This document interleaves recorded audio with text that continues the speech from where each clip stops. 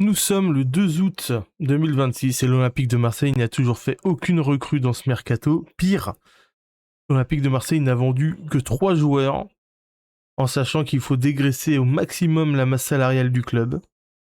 Le championnat reprend dans moins de 20 jours maintenant et l'inquiétude commence à me gagner. Salut à tous, bienvenue dans cette vidéo, on va parler un peu de l'actualité de l'OM. Et je voulais commencer par ça parce que j'étais pas spécialement inquiet, bien que je sais dans quel état est le club et qui doit vendre tout ça. Et là, il y a eu des informations de l'équipe comme quoi l'OM ne pouvait plus donner de salaire au-delà de 100 000 euros par mois. Maximum 150 000 à 2-3 exceptions près. Euh, ah, c'est une information de l'équipe, donc bon, ça vaut ce que ça vaut. À savoir pas grand-chose, je pense, mais je pense qu'on est quand même dans ces environs-là pour les salaires. Et c'est très inquiétant parce qu'on a énormément de joueurs qui sont bien au-delà de ce salaire-là. Des joueurs qui méritent pas leur salaire d'ailleurs pour la plupart. Donc ça, dans un sens, ça peut permettre de ne pas surpayer des tocards ou des joueurs moyens, soyons respectueux quand même. Mais d'un autre, je me dis, avec un salaire comme ça, à part des jeunes joueurs pas connus, des joueurs libres en fin de carrière, qui tu peux attirer pour un salaire pareil? Évidemment à l'échelle du football, hein. Évidemment. Je parle pas des gens qui triment tous les mois pour gagner 1500 balles. Vous m'avez compris, hein. S'il vous plaît, on parle de foot. Donc ouais, je suis inquiet. Les matchs amicaux, alors il y a peu d'analyses à faire, mais en vrai, il y a rien à retirer. Et je ne retiens absolument rien de tous les matchs de préparation que j'ai vus de l'OM. Les jeunes montrent, enfin quelques jeunes montrent des trucs intéressants, mais ils ont quand même pas encore le niveau requis pour la Ligue 1. Et pour être dans la rotation, j'en vois assez peu. Kamisoko peut-être au milieu de terrain, mais actuellement il y a trop de monde au milieu de terrain pour qu'il puisse avoir une place. Après il y a sur les côtés Madi et Abdallah parce qu'il y a personne d'autre.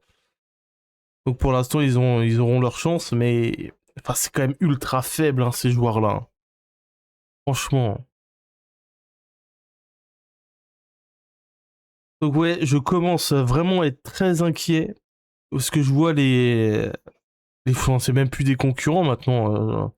Lyon, Lens, Rennes qui recrutent des bons joueurs.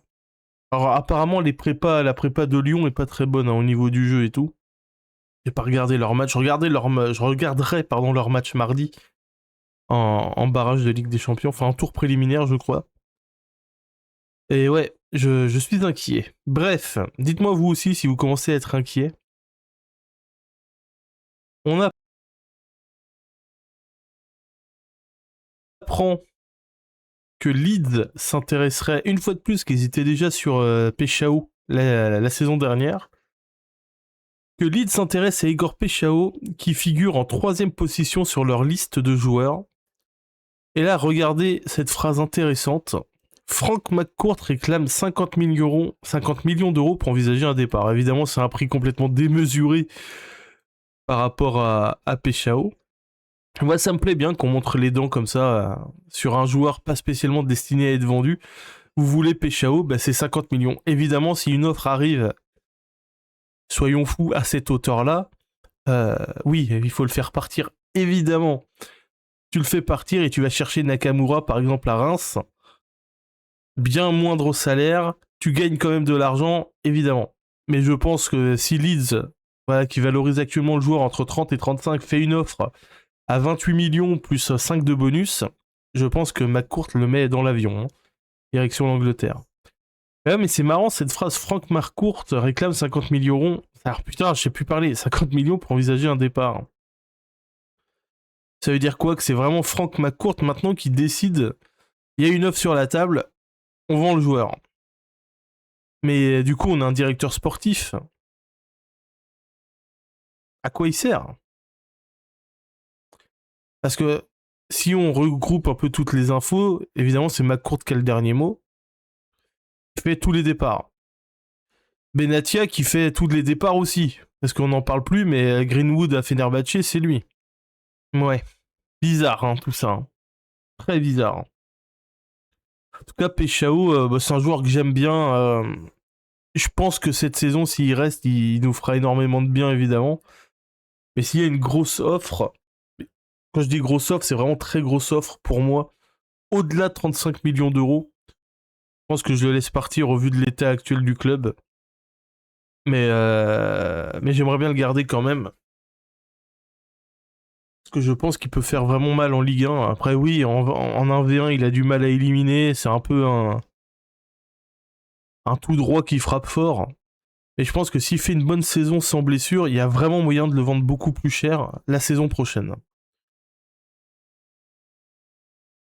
L'ancien Marseillais Alvaro, qui met un terme à sa carrière, je crois qu'il met un terme à sa carrière à 36 ans. Oh bon, Alvaro, que retenez-vous de son passage à Marseille? Moi, c'est un joueur que j'ai bien aimé dans... Ah, c'était pas le plus talentueux, mais au moins il lâchait rien. Il incarnait vraiment cette grinta, peut-être un peu trop des fois, ça faisait un peu fake. Je trouve sa volonté de s'afficher marseillais. Mais c'est un joueur que j'ai bien aimé.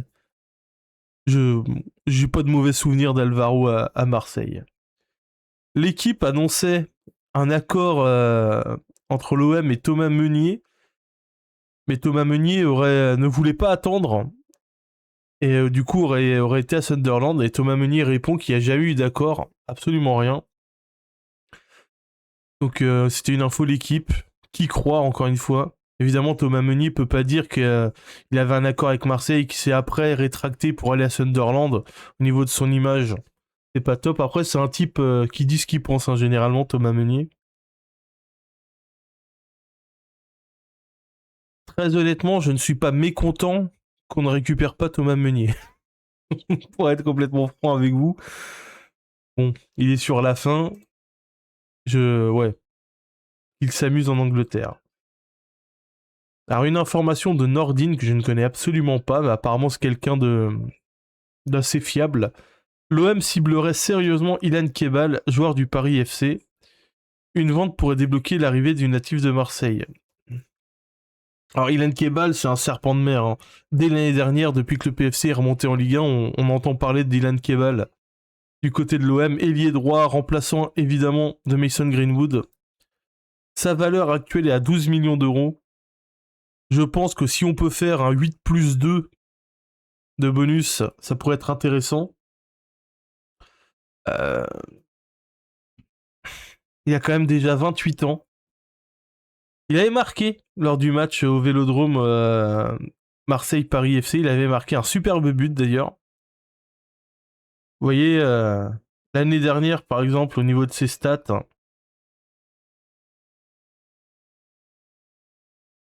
29 matchs, 9 buts, c'est pas mal. 4 passes décisives, c'est pas mal du tout. Il peut jouer également milieu offensif, mais c'est vraiment un ailier droit. J'imagine, salaire qui rentre dans nos clous, j'ai cru avoir vu passer qu'il touchait 160 000 euros actuellement au PFC. Donc si on en croit l'équipe, c'est au-dessus d'un salaire qu'on peut donner, hein, par exemple. Donc on imagine qu'il serait dans ces alentours-là du côté de l'OM. Donc allez, 180 000 euros, il aurait peut-être une plus-value de 20 000 balles. Bon, je ne suis pas méga emballé, c'est un bon joueur, hein, mais 28 ans déjà, tu feras pas de plus-value par la suite. Alors on n'est pas comptable, hein, bien sûr, ce qui compte c'est maintenant. Il a une saison de Ligue 1 dans les pattes.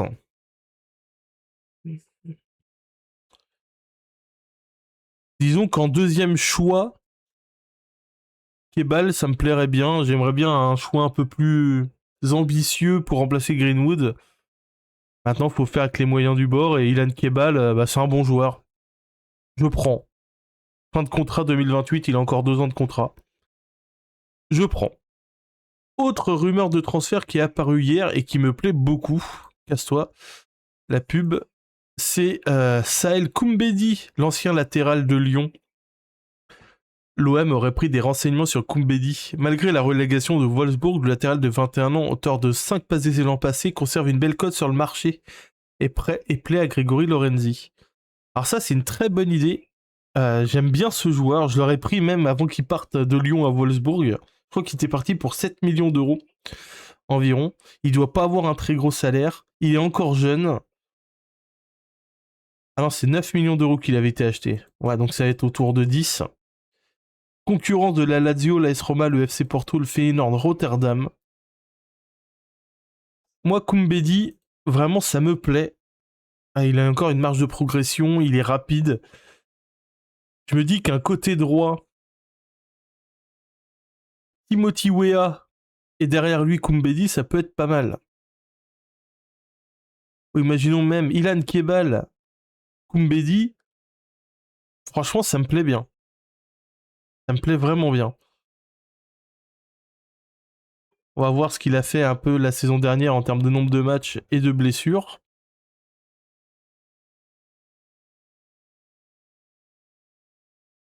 Donc 24 matchs en championnat, 5 passes décisives, 2 cartons jaunes, 1800 minutes de jouer. Il n'a pas eu de blessure, en tout cas de longues blessures, hein, juste un problème musculaire au mois d'avril. Donc ouais, Koumbedi, ça me plaît bien. Ah, il avait commencé la saison avec Lyon. Et il l'avait vendu du coup en fin de mercato, oui, je m'en souviens. Qu'est-ce que vous en pensez, vous, de Koumbedi à Marseille? Est-ce que vous prenez ou vous prenez pas? Il doit avoir un long contrat encore.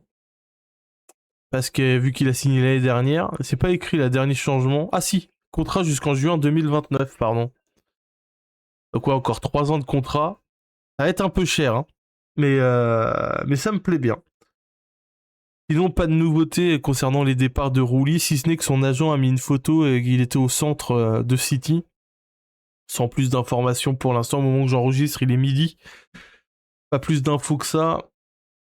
Ce serait bien vraiment que ça commence à s'accélérer là, au niveau du mercato, parce que je commence à prendre peur. Donc n'hésitez pas à me dire ce que vous en pensez, vous, dans l'espace des commentaires. Abonnez-vous, si vous le souhaitez, à la chaîne, likez, commentez, et activez la cloche pour ne rien rater de l'actu de l'OM et des conférences de presse, de présentation de joueurs, s'il y a des nouveaux joueurs, et sinon conférences de presse d'avant-match, comme la saison dernière. Je vous remercie de m'avoir suivi, et à très vite. Ciao tout le monde, et allez l'OM malgré tout.